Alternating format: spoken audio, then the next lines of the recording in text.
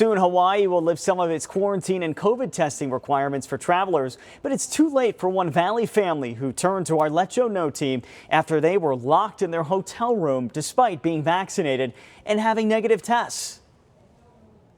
It was a mother and daughter trip to Hawaii for some very special reasons. To celebrate Mother's Day and to celebrate my husband's birthday, who passed away 7 weeks ago. Martha LaBeach just lost her husband. Her daughter Becky thought a stay on Waikiki Beach would be a good thing for both of them. But okay, I'll go.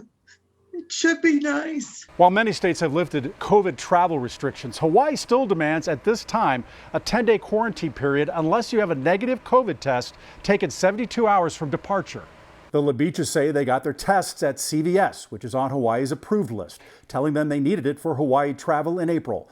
Both tests were negative, but when they arrived in Honolulu, they said, no, you can't come in. You have the wrong test. Martha says despite arguing the validity of their test, asking to take another test, even showing they were fully vaccinated, officials were having none of it. After 2 hours, security came and escorted us out of the place. She says when they arrived at their hotel, they said, we'll be quarantining you for 10 days. They said, we lock you in a room and you can't come out. They could be arrested if they left. When I did open the door, when the security came, he's standing there as close as could be, like if I was going to try to run. From their room, they called the governor and anyone who may listen, finally calling Hawaiian Airlines and taking an expensive trip back to Phoenix the next morning. I felt like a criminal. I absolutely felt like a criminal. I felt like the whole world was closing in on me. A spokesperson for the state of Hawaii says they're sorry about the LaBeaches' experience. They say it's clear only nucleic acid amplification tests, NAAT, are accepted.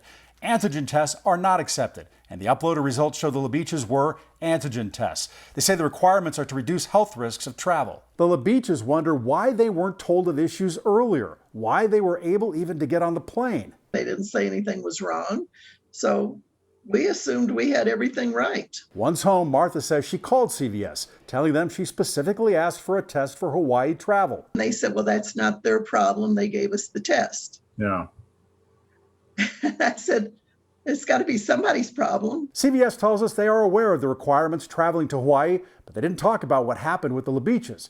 Instead, saying travelers need to ensure they are selecting the proper test as required. Hawaiian Airlines say they refunded $600 to the LaBeaches for their inconvenience. They also say they have a program that can pre-clear you while you're here. Wherever you decide to travel, make sure you know the restrictions, and if it's a test, take the name of the test with you to the tester. These restrictions are always changing. Go to abc15.com/letjoeknow for the latest on Hawaiian travel.